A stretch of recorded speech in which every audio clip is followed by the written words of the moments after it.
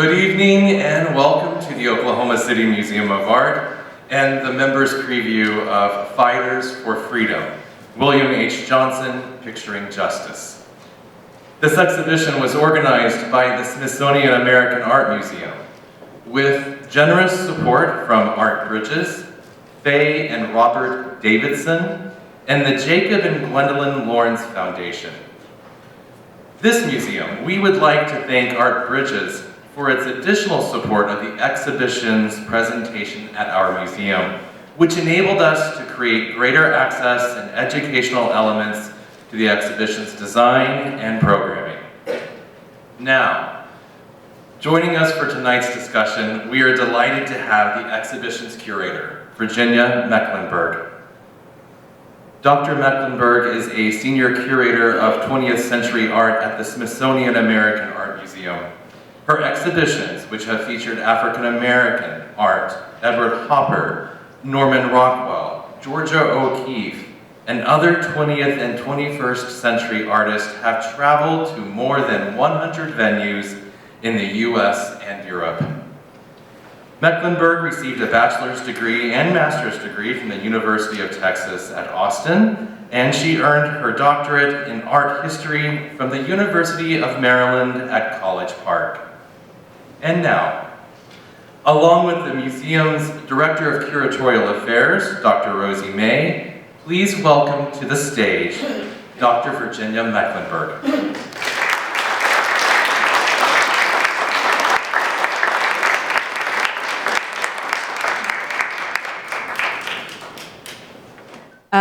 Before we begin, I just wanted to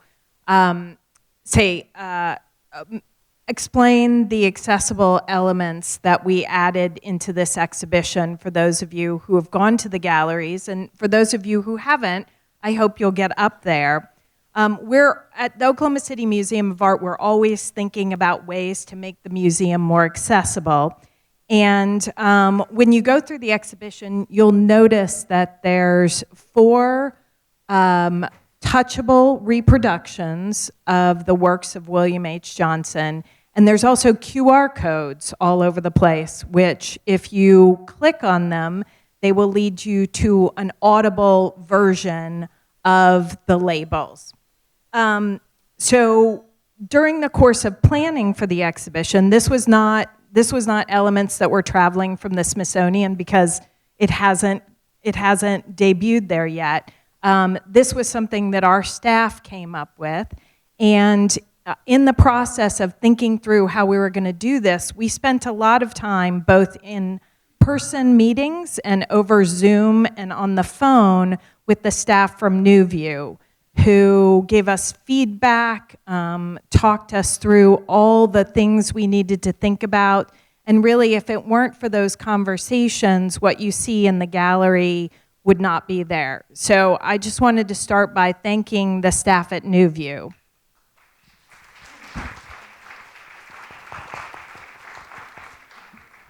And now, Virginia, first of all, I want to thank you so much for coming to Oklahoma City and allowing us to showcase this beautiful exhibition. It's fascinating story, beautiful works of art, and I just wanted to start by asking if you could tell us a little bit about Johnson and his life and career trajectory. Sorry about that. Well, I'd be happy to, but first off, I want to say it's fabulous to be back in Oklahoma. My dad grew up in Altus, so we'd been coming back and forth to Oklahoma for years and years. In fact, my great aunt was president of the Business Women's Association of Oklahoma for a number of years, I think in the 40s, maybe early 50s. Plus, we have lots of family here. Cousins, my brother, my nephew, my niece. So it's just really special to be back here. Though I have to say, being in Oklahoma, I'm tempted to say hook 'em horns.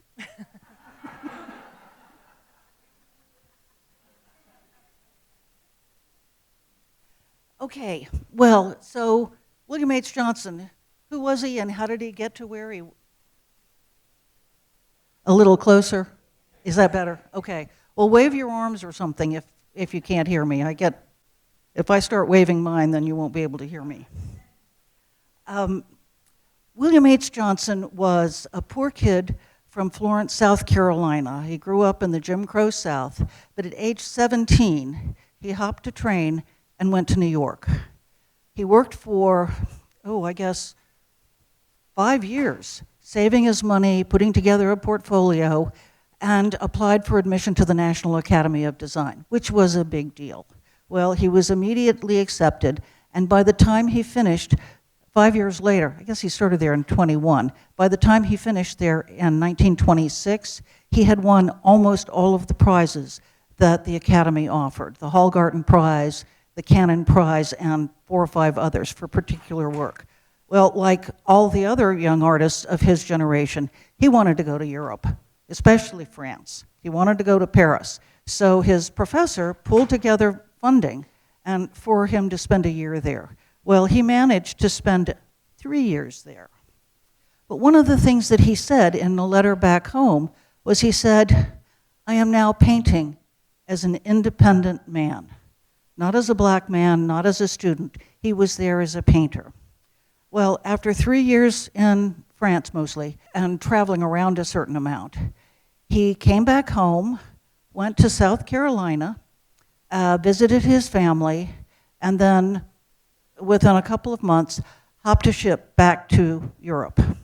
Well, the reason that he hopped a ship back to Europe, where, as you can see, this Danish watercolor, which it's very expressionistic, it's very different from these very quiet paintings that he did at the Academy.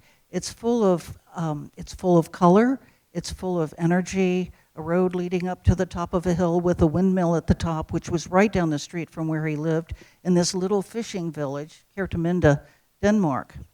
But the reason he moved there is this lovely lady that you see in the slide now. Holke Krake, who was a Danish weaver, very interested in Danish folklore, and William married within, 6 weeks of his returning to Europe. Well, he spent the next really 8 years there. And he was an incredibly single-minded man. He knew in his heart that he was a great artist. He just had to work to get there. And as you can see in these paintings of the one on the left, sunsetting in Denmark, and the one on the right, apple blossoms in Norway, he was doing pretty well. They traveled around. He saw the work of Vincent van Gogh. In Oslo, he met Edvard Munch. You all know the painting, The Scream. It's been in so many cartoons and whatever. Anyway, and then by 1937, he decided it was time to return home. And forgive me for bringing out my little piece of scratch paper, but I have to say, I want you to hear some of his own words. He said, about the time he returned to the United States, to create, an artist must live and paint in his own environment. Well, I will show you what that meant to him in just a minute. He was ready to come home. They actually landed in New York on Thanksgiving Day of 1938. The war was already imminent in Europe. The Nazis, Hitler they had confiscated what they called degenerate art. They'd had a huge art show, and then they burned a lot of paintings. Holke's brother-in-law was a sculptor from Germany. He was harassed, and actually, as a result of the harassment, he died not long after they got back to the United States. So that, I think, was part of it. But the other part was he was ready to come home. His skills as a painter were formidable. And he was ready to come home, as he said, to paint his own people in his own environment. What did he do when he got here? He dropped all of the landscape painting. He did very few landscapes after he got back to the United States, and drastically changed his style. From then on, with only like 2 or 3 exceptions, he only painted African-American portraits of African-Americans and African-American scenes from the Deep South, This painting is called I Baptize Thee, that shows an immersion baptism about to take place. And on the right, which I think one of his funniest paintings, a painting called Cafe, showing a couple sitting at a bistro table with a bottle in front of them, and she has her arm around his shoulder. But look at the legs under the table. You can tell whose legs are who, but they are all tangled up. So she's looking at him, he's looking out at us. I don't know, help me? I'm not sure exactly what he's thinking, but that's what he feels like. Anyway, and so this is what he did.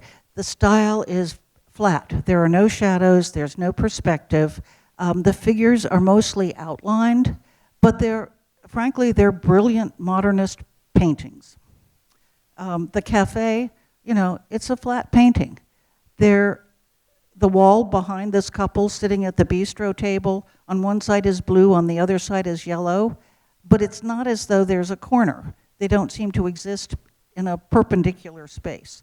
And the floorboards, which are this wonderful blue, just rise up to meet this wall behind them. He was also committed to painting black recruits coming into the military. This painting is called 10 Miles to J Camp.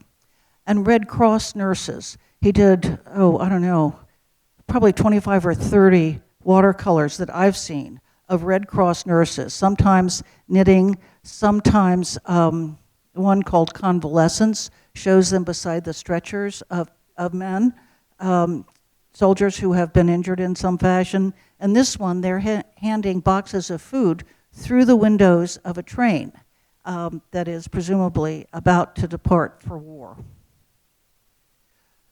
I'm not giving you any time to ask questions, I know, Rosie. My apologies. That's all right. That's all right. Well, I did ask you for his career trajectory. I don't know why I can't get that word out tonight.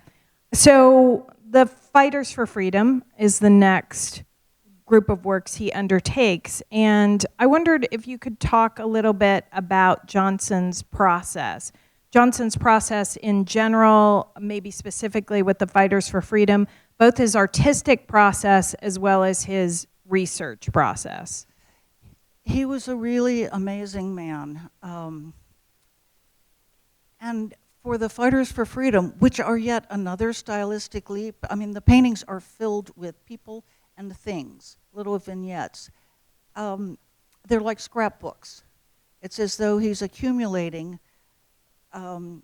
images the way someone would put snapshots in a scrapbook. So the paintings are very much like scrapbooks in the way that they're assembled and conceived. There is not any necessary order that I've been able to discern about where he puts a flag or a building or a little person playing the piano. But so many elements that really describe an individual's life show up. The ones that you see here, John Brown, there's a story that as John Brown, just before he was hanged, a woman brought her baby up to him, and he kissed the child on the cheek. So that's part of what he's showing with John Brown, not to mention some of the other more difficult images. He shows Nehru and Gandhi in the middle picture. In his own scrapbook, he did keep a scrapbook as well as clipping files. There is an article from Life magazine about famine in India. And you see on the ground, all around the feet of these two major figures who were probably coming from the All India Congress, which was designed to both figure out and advance throwing off British rule of India. You see all these people who were suffering, presumably from the Bengal famine. And on the right is Paul Robeson. I don't need to tell you all who Robeson is. All I will say, though, is sometime when you have a little spare time, go to YouTube and listen to Paul Robeson sing Old Man River. It will send chills up your spine. But, Johnson didn't know all of this, just inherently. As you see in the Harriet Tubman painting, he took the elements in the painting, Harriet Tubman standing there, he took that from a 19th century engraving. And the photograph on the right shows Tubman wrapped in a shawl that was given to her by Queen Victoria, sorry. So he's doing research. He spent hundreds and hundreds of hours reading books and pouring through materials at the 135th Street branch of the New York Public Library, which is now known as the Schomburg Center for Research in Black Culture. And, you know, it's hard to know, but Johnson made all of these paintings in the course of about 2 or 2.5 years. But at the same time, he was doing all of the reading, collecting newspaper clippings, magazine articles, all of these things that he kept that turned out to be source material for his paintings. And the next slide shows some source material, right, from the Underground Railroad. Yeah, the Underground Railroad is one of the busiest of Johnson's fighters for freedom. But what he did was, there was a book that was still in circulation from 1867, I want to say, that was written by a Philadelphia freedman named William Still. Well, Still had been very active with the Underground Railroad himself. I mean, he had gone south and had brought people north, but even more, he had been a connecting person, helping people, both abolitionists and, at that point, fugitive slaves, make their way once they actually arrived in the North. And this book tells the story of about 300 people that he knew, that he had personal contact with. So can you see right in the middle, a man climbing out of a box? That relates to the story of a man who put himself in a crate and shipped himself north. And, you know, it sounds nuts, but the fugitive slave law was in effect. Anybody who helped any of these self-emancipators was subject, you know, white or black, was subject to arrest and conviction and imprisonment as a result of their assistance to people who were trying to flee slavery. And I love the story, the picture of the person in the hat at the upper right. That is a young woman, even though you can't tell it from Johnson's rendition. It's a young woman named Maria. Well, Maria who was about 11 at the time, and her mother and sister were being sold at a slave auction. Well, abolitionists were able to buy her mother and sister and take them north, settle them in New York. Unfortunately, young Maria didn't have the same fate. It wasn't until 2 years later that someone came along intentionally and purchased her at a slave auction. And this guy dressed her as a boy so that he could travel through the country. She was his valet or whatever, or that's what he wanted people to think. And he took her to New York and reunited her with her family. So the pictures that are the little black and white pictures that are alongside the painting, those are pictures that Johnson copied from the William Still book. The book has the stories, but it's also profusely illustrated with little etchings, drawings, and pictures of people. So Johnson is doing a huge amount of work, and out of the 300 or so people in the book, he picks stories that have particular resonance. They're not just people who made it, but they're people who went through particularly difficult circumstances to be able to become freed people in the North. So on the next slide, there's a lot of images in the exhibition that deal with education in some way. So yeah, any thoughts on that? There really are. For Johnson, who did not have much of an education, he worked a lot. He ran errands, he worked in a bowling alley and did that sort of thing when he was growing up. I don't know quite how far he went in school, but he certainly didn't get through high school, because he was 17 years old when he left South Carolina to go north. But he really valued the possibilities, people who made education possible for centuries, it had been illegal to teach African Americans to read, much less write. So Johnson celebrates, on the left you see Booker T. Washington, and on the right George Washington Carver, two magnificently preeminent educators. And in the Booker T. Washington painting, particularly, I think he points to a conversation that had been going on really since the 1890s about what kind of education should be developed for African American children. Washington believed, and he said this in something called the Atlanta Compromise, that people needed to be taught skills. They needed to be able to make their way in the world. And so he emphasized manual skills and vocational education.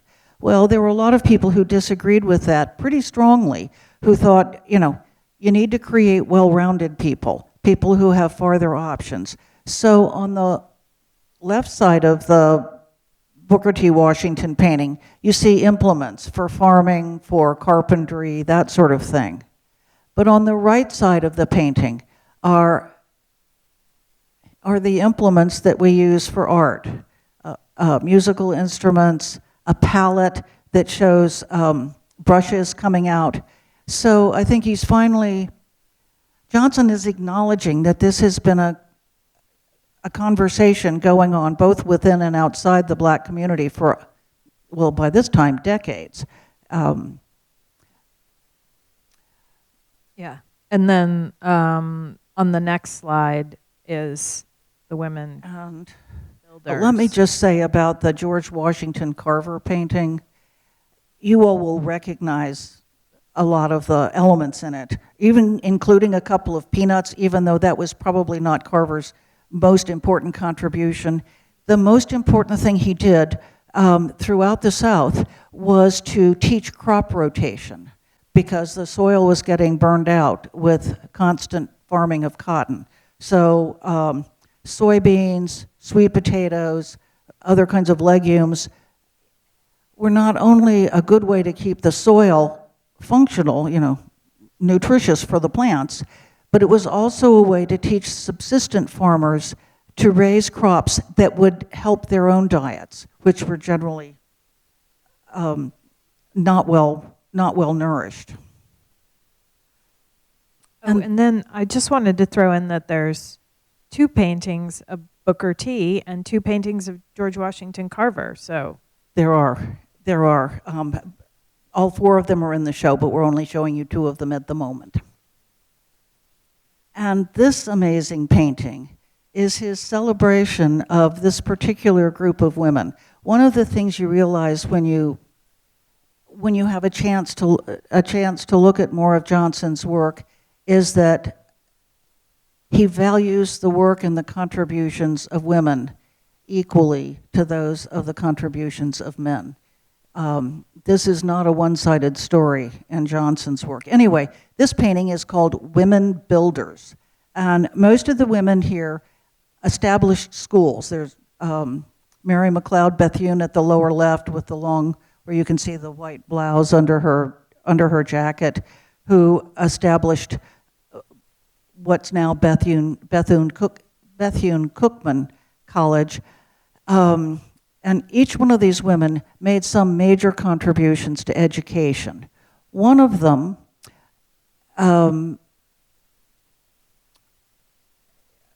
actually, instead of being a proper teacher, kind of an educator, established a complex of houses, of residences in Cleveland, Ohio, where young Black women who were living singly on their own could find safe and safe and clean place to live at modest cost. A lot of women came north through the Great Migration period. And so, but what did they do? If they didn't have family in the North, what did they do? Obviously they had to go to work, but then where did they live? So safe housing, and one of the women founded a bank and was the first bank president in the first woman bank president in the United States, and so obviously the first black woman bank president. And what she did was not only serve as a role model, but set up programs so that young women were encouraged and able to enter professions, whether it was business or whether it was, law, medicine, and that sort of thing. So Johnson had a very broad view of what counted and who counted. So what was interesting to me is that there were a couple of performers, Paul Robeson and Marian Anderson, who were considered fighters for freedom. Yeah, and they were his contemporaries. They were people that, I mentioned Robeson before. Robeson actually came, he was playing Othello on Broadway, and he took a break between performances to come down to see one of Johnson's shows at a gallery and bought 2 paintings. Marian Anderson, though, is somebody that we have all heard of, how well we know what she did. Johnson did, three paintings of Marian Anderson that I know of. The one that you see in the upper center that's missing a couple of corners doesn't seem to be completely finished, and frankly, it's one that our conservators, simply with everything else, have not been able to, if you will, bring back to exhibitable life.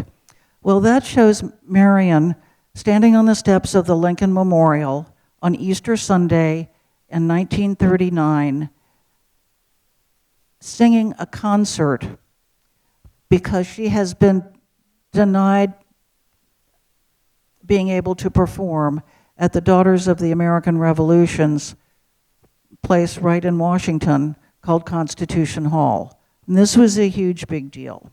And just beside that small picture in the middle, you see Marian standing there with a bank of microphones.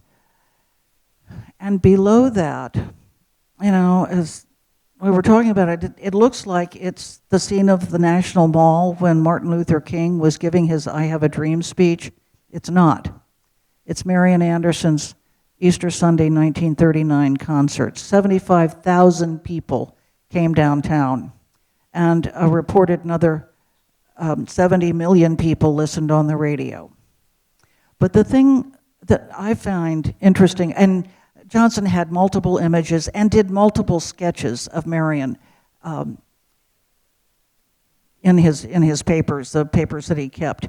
But the thing that I found really interesting is that in the most finished of the paintings he did of Anderson, he doesn't show her on the steps of the Lincoln Memorial. He shows her as the international star that she was. And all around her are little buildings, there's some flags of places where she had performed. She was she had done a number of concerts in Scandinavia. Not long before this, she had completed a 2-year tour of South America, a concert tour of South America. And one of the things that she did, she wasn't really an operatic performer. She didn't act out all the roles. She was really a concert singer. But in all of the concerts she sang, she included spirituals as well as the familiar operatic arias that people knew. But anyway, so when it came time when she was denied the ability to perform at Constitution Hall, Harold Ickes, the Secretary of Commerce, Secretary of the Interior, invited her to sing at the Lincoln Memorial. I mean, there had been huge protests, and Eleanor Roosevelt, who had become very friendly with her. You see an image of she and Eleanor shaking hands there on the right. Anderson was not sure she wanted to do this. She wasn't sure that she wanted to perform. So it's in the label next to the painting upstairs, but I wanted to read you what she said. She was reluctant. I said yes, but the yes did not come easily or quickly. As I thought further, I could see that my significance was small in this affair. I had become a symbol representing my people, so she agreed to do it. It was too important. You'll notice that about a third of the exhibition, there's paintings of really political leaders, political conferences that were held at the time. And that was a little bit not what I was expecting. And I was wondering if you could talk a little bit about that. Yeah, Johnson followed the war. You know, he had done those pictures of the nurses and of the recruits, but then he also seems to have been a huge admirer of Franklin Delano Roosevelt because he did multiple pictures. This one it's called Three Allies in Cairo. It shows Chiang Kai-shek in his uniform on the left, Roosevelt in the middle in his dark suit, and Winston Churchill on the right in sort of a yellow suit with a cigar clamped between his teeth. You know, Churchill always seemed to have a cigar. And above their heads are the flags of their countries, with the addition of that green flag, which is the flag of Egypt, where this meeting was taking place. So what's happening is Roosevelt is trying to begin to sort out, well, the conference took place in 1943. He's trying to sort out what the post-war world will look like, what the power dynamics will be among the major, at that point they talked about the three major countries, which was Britain, the US, and the Soviet Union. And Roosevelt was very interested in there being a fourth world power that would address Japanese aggression, particularly throughout Asia. And Chiang Kai-shek was the one who he was trying to convince to do this. Chiang Kai-shek, on the other hand, had the Japanese was ready to invade China, and so he was also looking for help from the United States. Well, the picture that you see on the right is Johnson's source.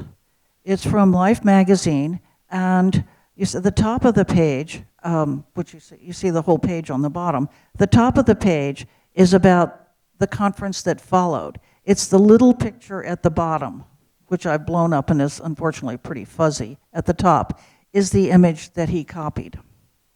So he was an international guy. I mean, he lived for really about a decade in Europe, traveled around France, he went to North Africa. So his vision, yes, was about African American fighters for freedom, but it was also about the fight for freedom and anti-colonialism around the world. So each of the paintings is really very specific.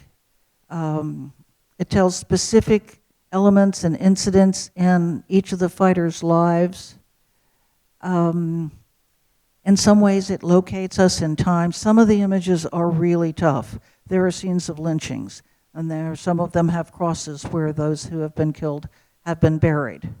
They're not easy pictures. Johnson did not pull punches. This fight for freedom truly was a struggle.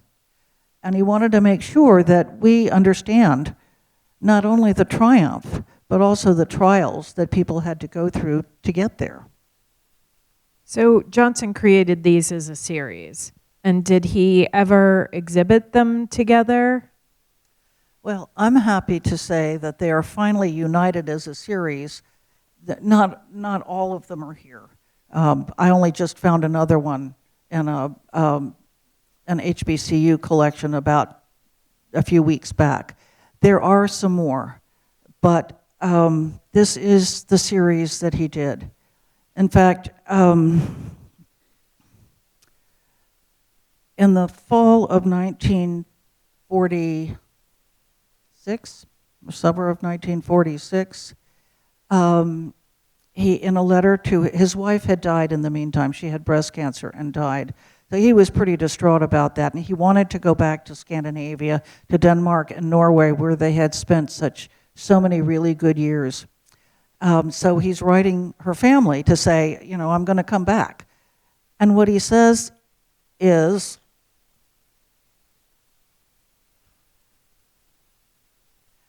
I've now completed it all. I've now completed it all from my people's fight. Portrait of history's great men and women, fighters for freedom. I depicted the characters who accomplished great deeds for freedom, up to the United Nations. Now, all this is completed. All. So he did have a sense of closure, that he had accomplished what he felt he needed to do as a painter, as an artist, as a man of the world, and himself as a fighter for freedom, because his own road was not an easy one to get to this point. So how did Johnson's work end up at the Smithsonian? This is the sad part of the story. Johnson did go back to Scandinavia. He spent 6 months with Holke's family, and then he went on to Norway, stopped in Sweden.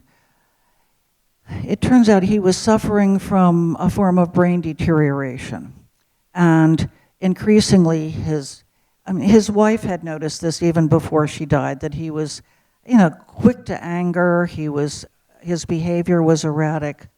Well, after about 8 or 9 months in Scandinavia, he was picked up for vagrancy. In the meantime, he had all of these artworks with him. He had basically become a street person. So it was clear that that he needed to be hospitalized. He was diagnosed with this brain condition, and the embassy people brought him back to the United States. And in December of 1947, he was hospitalized at Islip State Hospital on Long Island, where he lived from that day in 1947 until he died in 1970. He didn't ever paint again.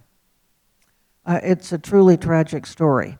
Well, Johnson had worked on the docks, he'd worked at the Navy Yard, and he did well financially with that kind of work, and one of his last shows had sold out. All of the paintings had sold. So he actually had, reportedly something like $8,000 with him. That was a lot of money in the mid-1940s. So the work was all, the court appointed an attorney to kind of look after him and see about his work. They paid the storage fees with his funds. When the funds ran out in the mid-1950s, one of his friends, a woman and her husband who collected his work, convinced the Harmon Foundation, which is a foundation that supported African American artists particularly. They got the Harmon Foundation to take on this entire collection, and the courts, the New York courts, transferred ownership and rights to all of Johnson's work. At this point, it was about 1,400 things, including, little sketches and tracings, as well as the paintings you see upstairs and everything that you've seen in the slides here today. So the Harmon Foundation organized a couple of shows. One of Johnson's friends from art school had worked there for a while, and he went through, and I think they had to throw out a certain amount of material that had been just, was poorly stored, things that had been water damaged, that had been munched on by mice. But after that, there were still 1,350 or 1,400 Johnson objects. Well, the next step is the Harmon Foundation closed down in 1967. And so they went looking for places to take this work. They placed several hundred things with historic black colleges and universities that had galleries and could care for them properly. And then but they still had over 1,000 things. So they went to the major mainstream museums around the country, and nobody wanted it. They didn't really remember Johnson, didn't know who he was, and the work was sort of crazy looking, and we're talking abstract expressionist years. So we had a brilliant woman who had been director of the Baltimore Museum for a number of years and had retired, moved to Washington and become a consultant to our place, who knew of Johnson. She'd been around in the 30s and the 40s when his work was being shown to great acclaim in the New York and the art press. And her name was Adeline Breeskin. And Mrs. Breeskin said, "This will not be thrown out. We will take it." And that we did. Wow. So one of the great, I did have the privilege of knowing her and working with her. And one of the great privileges has been being able to work with Johnson's paintings. We've done a huge amount of conservation on these things. A lot of them were water damaged. Some of them, as you saw in that Marian Anderson, that small Marian Anderson, they were missing chunks of the artwork. Some of the Scandinavian paintings, which have very thick impasto and are mostly painted on either plywood or burlap, like potato sacking. The paint was lifting in big curls. Fortunately, most of it was still there. So we have spent the last 40 years, 50 years probably, conserving these things. So when I started thinking about exhibitions to put in this slot, I came across William H. Johnson, Fighters for Freedom, and I had never heard of William H. Johnson, and I'm guessing maybe a few of you in the audience hadn't heard of William H. Johnson, and why is that? Because you look at the work of Jacob Lawrence or Romar Bearden, and he's equal to those men who were his contemporaries or those artists who were his contemporaries. Yeah, I think the reason is Johnson was almost a household name just after he came back from Denmark. There's a huge amount of press coverage for all of his shows, and he showed a lot. But then when everything ended up at our place, with so much conservation to be done, we got the paintings in '67. The museum actually opened in 1968. So we had these things before we were in the building where we now live, the Donald W. Reynolds Center, I might add. Yep. And in 1971, Mrs. Breeskin did a retrospective show that traveled. I've done 4 or 5 shows, most of which have traveled.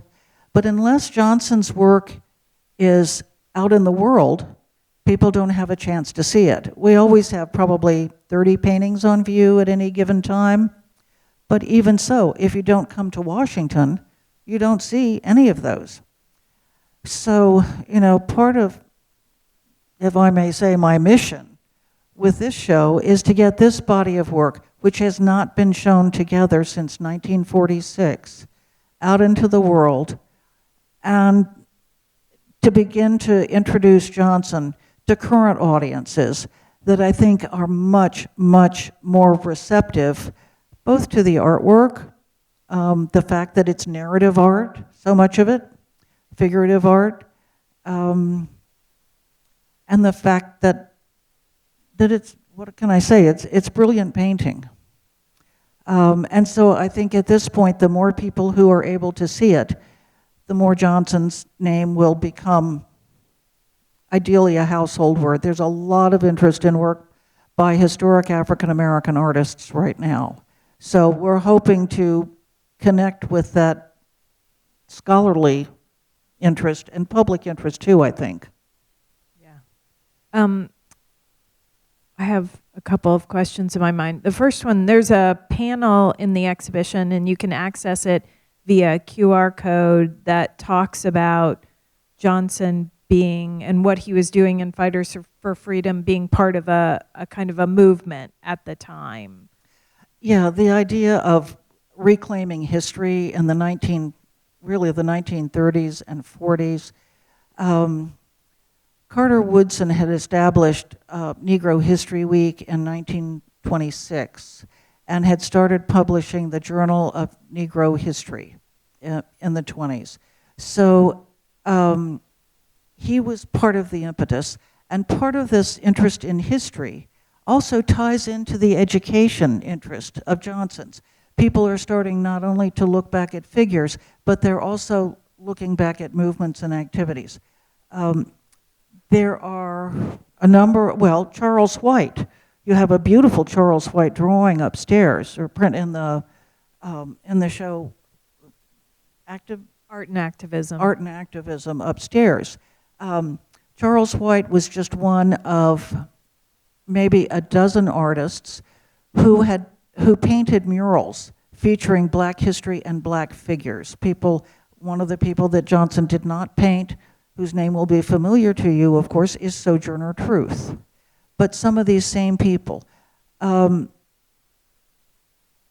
Jacob Lawrence, probably if you know Jacob Lawrence's series work, you'll probably have heard of the Migration series, which it's 60 panels currently, because both the Museum of Modern Art and the Phillips Collection in Washington wanted them when they were first shown in 1941. So the dealer was really smart. So she split, and the Museum of Modern Art got, I can't remember, either the odd or even numbers of the series, and the Phillips Collection got the other half. So they have the full story, each of them from beginning to end, even though they don't have every step along the way. So the thing that I find interesting about Johnson is he didn't work in series, as did many other people. I mean, Lawrence did a Harriet Tubman series. He did a Toussaint Louverture series. Maybe it's because Johnson realized he didn't have enough time, but he put an entire series into a single image so that you have a major part of the life story within the single panel. These are not painted on canvas. They're mostly oil on fiberboard or paperboard. I had another, in the paintings, as you talked about, there's like an entire person's life in the paintings. Have you been able to identify all the motifs in the painting? There's No. In some of them, it consistently in several people have pointed this out to me today. There's stars and crescent moons, and yeah, there are stars and crescent moons in a lot of the paintings, and some of them obviously relate to location. For example, Cairo, because these are symbols in Islamic flags and imagery. And there is, of course, a North Star in the Harriet Tubman. Can you go back to Harriet Tubman for a minute? Because one of the things I wanted to point out to you,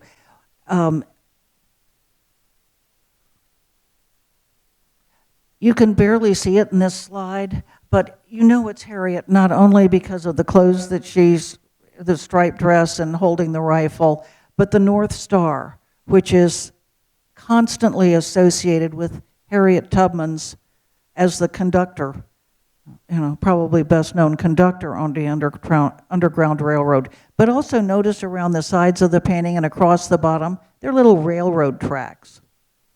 So he also used those in the Underground Railroad painting. So it's just another little clue that connects you with what he's doing.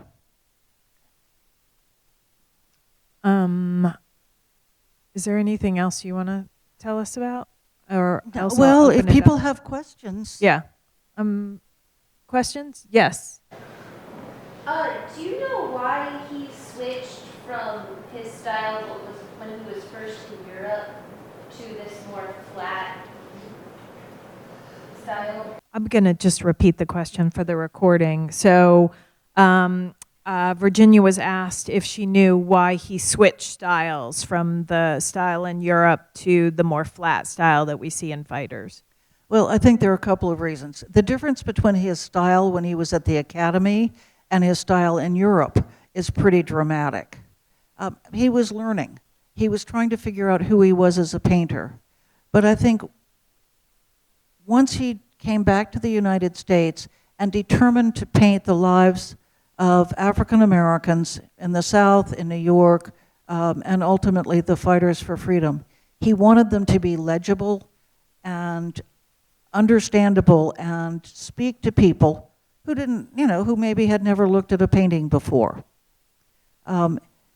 His narratives, messages, images are clear, partially because they're flat. You know, rarely do people talk about Johnson's paintings in terms of the kinds of issues they talk about with other artists. Well, the perspective is 2D on this side and three-dimensional on this side, and we have shadows and we have proportions and all of that. Johnson wasn't at this point interested in that. He wanted to make the statements as direct and effective as he could. And I think that's why his style evolves. Once he knew he could do anything he wanted with a paintbrush, he decided that he wanted to do paintings that would speak to all of those people he was painting throughout the Jim Crow South, throughout New York, even those who knew absolutely nothing about art and didn't care about art, but did care about being represented. Does that help explain? He didn't ever say specifically why himself. So this is my read. Other questions? Yes. What medium did he use? For these paintings, he used oil. He also worked in gouache, did beautiful watercolors. So those were his primary, and he did a lot of drawings. He did a lot of sketches, so pencil sketches, particularly for the Fighters for Freedom. There are lots of heads of Franklin Roosevelt. There are heads of Churchill. There are hands posed in different configurations as he was figuring out how to express, to make the paintings expressive. I saw a couple other hands. Yes. Did his going back to Europe in 1946 after such a political series have actually something to do with McCarthyism and the Committee of Un-American Activities? Because a lot of emigres, European emigres, go back and they go back to the East. They don't go into the American sector of Germany, or even the British or French, but they rather go on the other side. So I wonder if him going back to Scandinavia and maybe his mental, denouement actually has something to do with the political pressure. The question has to do with Johnson going back to Scandinavia. Judging from his letters to his wife's family, it was primarily personal, not political. He actually went back, and his sister-in-law, Holka's sister, was by that time a widow, and so he thought maybe they could get married. And I think he was hoping to reclaim this wonderful life. I mean, it was a hard life, but it was still a wonderful life that they'd had. I mean, there's stories of them bicycling through the mountains and fjords of Norway. They had a lot of exhibitions in Norway, Denmark, and Sweden as well. A couple of museums. What's now the Moderna Museet in Stockholm owns one of Johnson's painting, as does the museum in Trondheim, Norway, and in Kerteminde, the town where they lived much of the time. There is a small museum that now has 8 or 10 or 12 of Johnson's paintings, all of which were acquired later. So I think he was lonely, and I think he wanted to try to find a way through the next years. Other questions? I'm going to go back, and then I'll go, yes. The question being, was Johnson involved with any of the civil rights organizations that were very active in the 30s and 40s? I don't know that how deeply he was involved, but articles about his work appeared in Opportunity and Crisis, in the Detroit Press, the New York Amsterdam News. He was very much a personage within black culture. And in fact, in I'm sorry, I'm forgetting the date, he was named on Negro Achievement Day. He was given a certificate for his outstanding contributions to black life by the committee on whatever, and on the certificate it says, representing 14 million Negroes across the United States. He was not the only one who received this recognition that day. Mary McLeod Bethune did. Let me think. Langston Hughes did. There were, I think, eight people who received the same kind of award, which actually I think is helpful in understanding the perceptions and understanding of Johnson and his place in American culture. During this really less than a decade that he lived back, that he lived and was able to work when he was back in the United States. I mean, he was kind of an art star and a major cultural figure. He taught at the Harlem Community Arts Center, which was funded partially by the WPA and partially by other organizations, mostly black organizations, to serve as a major cultural hub in Harlem. And, the numbers of people that were taught there, came to classes, went to lectures, and that sort of thing, is in the tens of thousands. Yes. Do you know how old he was when he made his last painting? What did you say? How old he was was when he made his last painting? Yeah, he was about 45 or 46.